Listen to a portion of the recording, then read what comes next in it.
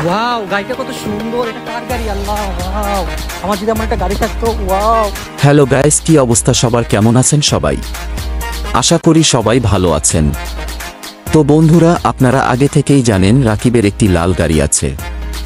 এবার আরও একটি লাল গাড়ি কিনবে রাকিব, তাও তার বিয়ের অনুষ্ঠানের আগে। আমাদের আজকের এই ভিডিওতে রাকিব আর অন্তরার বিয়ের অনুষ্ঠানের আগে গাড়ি কেনার কথা বলার ভিডিওটি দেখাবো।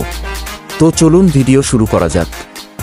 তার আগে একটি অনুরোধ, আপনি যদি আমাদের চ্যানেলে নতুন হয়ে থাকেন তাহলে প্লিজ চ্যানেলটিকে সাবস্ক্রাইব করে পাশে থাকা বেল আইকনটি প্রেস করে দিন, কেননা আমরা প্রতিনিয়তই টিম রাকিব হোসেনের সকল আপডেট দিয়ে থাকি। তো চলুন ভিডিও শুরু করা যাক।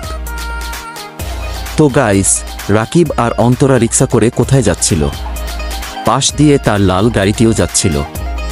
রাকিব বল, এত সুন্দর গাড়িটা কার? অর্থাৎ সে মজা করছে, আসলে গাড়িটি তারই।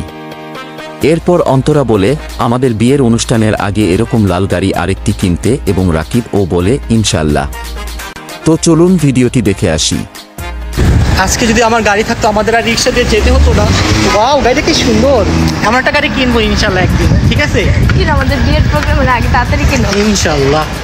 তো গাইস, রাকিব কি আসলেই তার বিয়ের অনুষ্ঠানের আগে আরেকটি লাল গাড়ি কিনবে?